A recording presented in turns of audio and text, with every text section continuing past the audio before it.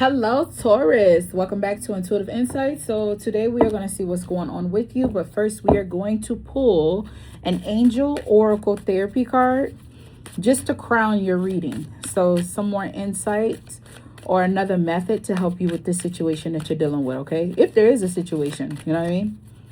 We won't know yet because you ain't flipped the cards yet. All right, this spell fell. We're going to take the one on top. Cancel, clear, delete.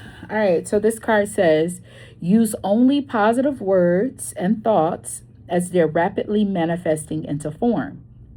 Ask the angels to cancel the effects of past negative thinking. All right, so what you would do with this card is every time you have like a negative thought, so if you be like, dang, I can't do nothing right, what you would do is open your hand, and from your wrist down to your middle fingertip, you'll say clear, cancel, delete. All right, that is how you deal with that. Something small, but it does play a part because it makes you self-aware of the negative things that you say about yourself or the situation. If you say, damn, my kids don't never listen to me, clear, cancel, delete. That's not true. You understand? Just in that situation right now, what you're going through, you may feel that way, but that's not how you wholeheartedly feel. It's just how you're feeling in that moment. And sometimes in the heat of the moment, we can say things or make decisions that have a long-term effect on us and not in the way that we want it. All right, so the card that comes out for you is Empress. I like that. Venusian energy. That is what we all about. I'm a Sun Taurus as well. We have the Chariot. All right, so you're getting ideas, like inspiration is coming to you fast. You're having a lot of emotions. So you can have a lot going on in your life right now, dealing with people, even self growth, self-reflections. You can be having heavy experiences in that, ideas and what you want to do. I could tell you personally, baby, for me, I've had so many ideas that it's been crippling. All right. I've also had a lot of things that's going on that has I've been overwhelmed. I've been in solitude, just trying to get it together and just spending time in the sun, reading, minding my business, because I haven't been able to turn off my thoughts. The only way I can do that is by picking weeds, reading a book, and having me a glass of wine, baby. And sticking to my P's and Q's, doing my daily routines in the house. All right. For those of you who don't know, I am a housewife. So I have two beautiful young men that I take care of, along with my husband and my four-legged furry baby, who is also a boy. What we have hidden here is the Seven of Swords. All right. What's our advice? King of Cups. Okay. So we're coming through with Scorpionic energy. And the outcome, Ace of Pentacles. Okay. So we are creating. These aren't just opportunities that's coming to us. These are opportunities that we are creating. You also have the Eight of Pentacles at the bottom of the deck. That is hard work, mastering a skill. Okay. So one can have many talents, but be the master of none. And that's where the Virgo energy comes in. Mercury comes through and kind of organizes that for us, where we'll focus on one thing, bring that to fruition, and then we'll move on to something else. But first we have to perfect the one thing. Well, to the best of our abilities, right? Now, when you look at the Empress and the Chariot, I already covered that for you. You're having a lot of inspiration. There's a lot of things dealing with matters of the heart, all right? Because ideas, our passions, all of that is geared from our heart. All right, that's our heart chakra. We can also be like, what just came to me is that you can have like the energy of seeing like let's say, for example, won the lottery. And you may not even play the lottery, but you have like this big windfall that's coming to you, huge excitement, but you have no idea what that's coming from. That could be the moon, Cancer energy too, where you're seeing things coming to pass in your mind, but it's not making sense. It's not aligning with your day-to-day. So these are, I like to say, channeled messages, unwarranted channeled messages, because it's coming to you out of nowhere, but you're like, nah, that's probably not gonna happen for me. You clear, cancel, delete that. You don't want to say, don't reject it before it comes. So we're clarifying the Chariot and the Empress. Shout out to my sister. I'm going to say that in all 12 of the readings, because my sister brought me a beautiful deck. She surprised me with this gift of the Earth Woman Tarot, and it's beautiful. Okay, now you have the Hierophant. That's our energy. That is Taurus energy. Page of Swords. And who is this? Eight of Pentacles. Oh, Eight of Pentacles again. All right, so check this out. When you have the Hierophant come through, the Hierophant is all about tradition, conformity, laws. It's about sturdiness. But I also see the Hierophant as Chiron, and that is all about the hidden wounds that we have and us being able to utilize our wounds to our benefit. Okay, when we think about Chiron, I love thinking about him because this man still moves in life in a positive direction, still feeding to those and teaching those who need him while he's going through his own pain. So he kind of distracts himself, so put his own pain to the side and foregoes that for the benefit of other people. So when you see the Hierophant, don't only just think Taurus, think Chiron too. Because when we have the Hierophant with the Page of Swords and the Eight of Pentacles, this is us feeling enlightened. We are analyzing Page of Swords, analyzing the traumas or the unfortunate situations that we've had in our life. You know, the things that actually makes us question our value, question our actual existence. I know that comes heavy, but baby, you understand where I'm coming from, because we all go through that. Like, why did our parents raise us this way? Why did our siblings act this way? How come I was such a good friend to them and they wasn't a good friend to me? It's given a set of Tauruses that are reflecting. It's like, I only had love. I only wanted to be genuine and embrace this opportunity, love and nurture the connections that I had with people. But I never seem to have gotten that. And I feel like a fucking cluck. You're not a cluck. I know that's kind of heavy. I say that to myself sometimes. I'm like, look at me being a fucking cluck. And I have to say clear, cancel, delete. That's why I knew that one right off the back. I know all of them, but that one, I've gotten that one a lot. Anywho, and that's because, no, we were there to observe. We were there to learn. A lot of people want to be psychics. They want to be tarot readers. You know, it's, you know, something awesome and something fun, or it's the end, you know. And I'm not saying that being drawn to it is not your calling. I definitely feel like everyone that is drawn and attracted to it, you have, and you can also harness psychic abilities. But one thing that a lot of people fail to realize is the shadow aspect of it. You cannot help someone overcome a heartbreak if you've never been heartbroken. You understand what I'm saying? And that's not to say like, oh, so you're telling me I can't help someone like come through a healing that has lost a child. I'm not saying that. You don't necessarily need to lose a child in order to be able to help someone heal through that. You have to be one close to a connection and relative of that kind of pain. So you may not have lost a child, but someone in your family could have had a stillborn birth. That could have been your cousin or a sibling that you could have possibly had, that y'all had to lay to rest. You saw and immediately laid to rest. You see what I'm saying? You can't teach somebody how to write if you've never written. And tarot, let's just keep it 100. People that cross the paths of tarot is someone that has a dream they're trying to bring to fruition, and they keep hitting hurdles that is unrealistic to them in the real world. It's not making sense. So they come to the spiritual sphere, someone that is in the in-between. Or you can have an individual love. A lot of people turn to love, even spell work, when they've had their heart broken, or you just want to be seen by that person. You just know you were meant for it. You know, they just awaken your heart, and you just got to have them. Okay. In order to do that kind of thing, you must understand it. You must know what it's like to be humiliated by a crush or be ignored by a crush. You know what I mean? Like, you have to walk that path in order to teach that path.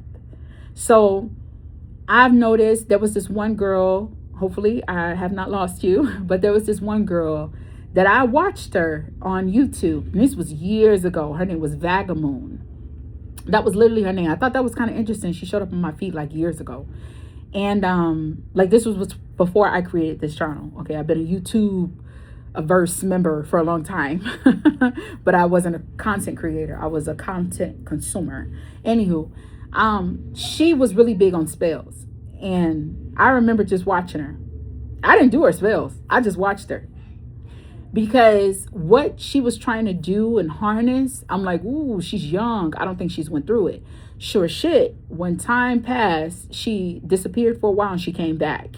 And when she came back, she ended up walking away from the occult and the occult of magic, because she experienced a very deep, dark depression. She said it was one she'd never experienced in her life before, and she lost her boyfriend and all this other stuff. Okay, this comes to be careful what you ask for, because that young lady was a sweetheart, and I really enjoyed her because the things that she was saying, I was like, oh yeah, she good. Oh yeah, she's right. She was talking about the moon cycle, and she went through, like, she did her research. Let me tell you something. There's a lot of people, and I know if you still watching this, you're a person too. You can talk about something until your gums bleed. But until you experience it, you'll never know. You got people that got college degrees that probably graduated at the top of their class, but put them in that field and they feel like a foreigner. Because walking the path and actually executing those things that you learned are different than learning it in a book or in a class or an exam or even in a test room. Like, there are people like bomb specialists, they go and do tests, like they have to do these runs and practice on them and stuff like that and be timed. It's nothing like the real world. And that is true. You can have a parent that has done it and tell you all the stories, and you can witness certain things, watch movies and go through seminars. You get the gist. Until you're in it, as in you're walking those shoes, is different. She did this one spell where she was showing girls how to make someone obsessed with them. And that was dangerous, because obsession is nothing to play with. It's nothing to be played with. Because when you want someone obsessed with you, it's dangerous, because you're the only thing that person is fixated on. And I love The Craft, the first one, because I didn't see the second one that they remade. But how the young man was like, I can't eat, I can't sleep without thinking about you. I just need you. I just want to be around you. I just want to look at you. And when she looked him in the eyes, she said, when I looked him in the eyes, I saw nothing. It was because he was under a trance and he couldn't understand it. It was driving him crazy that he was so crazy about her. And I said, oh, she's barking up the wrong tree, but climb, baby, climb. Because, hey, I'm going to root for you regardless. If you ask for something, you will receive it. Now, I ain't one that's not going to do that. So here, digressing back to our read, Taurus, I feel like whatever it is that you're feeling inspired about, whatever it is that you want to do, I think you may be diving at it and stopping. I can relate to that. But you are actually taking a pause and truthfully reflecting on it. You're truthfully reflecting on what you need to do to make this a reality. It's giving a Taurus that feels stagnant, like this energy is a bit stale. And having this there, it's like, oh, I can do this. And I can do all angles of this. Like, if you say you want to be a celebrity, oh, I've watched so many interviews on how to answer questions that I really probably don't even need media training. I could become a media specialist. And, you get the gist. You can create the content, edit the content, and be the best at it. And it's exhausting, because that right there, I just told you, creating the content, editing the content, and also being able to properly be questioned and controlling your image while sufficing the taste of the one that is interviewing you, media training. Those are 3 different hats. And that's heavy. That is a heavy burden for anyone to carry. So to be able to perfect it, one must be able to outsource certain things and master and focus on one thing. And if you're a content creator, content creating is your focal point. And what you would need to focus on is your target audience, how to engage with your target audience, and really magnify on that first before you start thinking about other things. That's just an example, okay? So when you have that Page of Swords energy there, especially between an 8 of Pentacles and a Hierophant, that is honesty. This is one that needs to bow down and submit to one's gift and actually dive deep into it and perfect it, all right? Now, what you don't see is something in the shadows, the 7 of Swords. You may not feel, or you may be a little shy about coming to the surface with this. There's some stagnant energy, already mentioned that, within you and producing this into the world. Whatever this is, honey, you could be a gardener. You could be an athlete. You know what I mean? Whatever this is that you are designed to do and perfect, you have some reservation about it. When stealth is showing itself in this type of reading, and it's in your hidden with Venus energy. Something I will say too, because it is Venusian energy with Uranus, there is some kind of news and awakening that is coming to you, and it could be the form of, oh, surprise, you could be having a baby, that could be it, or surprise, you just got a new bill because your plumbing went down, something like that. You know what I mean? There is something going on in the shadows that is causing hesitance. If you're not feeling hesitant, I'm not saying bring hesitance. No, I'm not doing no shit like that. What I'm saying is there is something underlining that is going to slowly come to the surface. So come to your attention that you're going to have to address. Okay. Now your advice is the King of Cups. And I kind of love when Scorpionic energy comes through with the Venus energy, because it's like, I look at it Pluto, or if you old school, you can look at it as Mars for Scorpio. Because, actually before there was Pluto discovered, there was Mars, and Mars governed Aries and Scorpio. Anywho, that's why Scorpios kind of have that aggression. A lot of people kind of look over. I always say small but mighty, because they hit really heavy and it stays. Kind of like a paper cut, and sanitize on it. Anywho, digressing. The point is, King of Cups is coming through and it's telling you to have emotional stability. You want to have courage as well. You want to be self-absorbed. But Scorpios aren't necessarily selfish per se. They are very self-focused and kind of possessive of that which they claim is theirs. Remember, Scorpio is our sister sign, and they say Taurus just view people as property. And I think that's kind of funny, because I can kind of see that. I'd be like, oh no, that's mine. But I also know it's not mine wholeheartedly. There's free will, So I'm enjoy it while I have it. Am I quick to relinquish it? No, but I'm going to enjoy it while I have it. You know what I mean? Anywho, so when you have the King of Cups here, make sure you are rational, because this is Scorpio energy, and Scorpio observes everything. Scorpio does not move just to waste energy. Understand that it is a desert animal. Always find it interesting that Scorpio is a water sign, just like I find Uranus energy, because Uranus is an air sign and it's called the water barrier. Aquarius, Anywho, but the point here is that when Scorpio attacks, Scorpio is very thorough, and they don't attack where they predict that they're going to miss. They dot their I's and cross their T's. You understand? They move very strategically. So you want to do that. Keep your heart on your sleeves and remember why you're doing this, but never get too cocky and feel like you're the best at doing this. As in, feel like you've given your best. You're giving your best at something, but never feel like you are the best. No one can top you. Okay, having that mindset can kind of be dangerous. It's catch-22.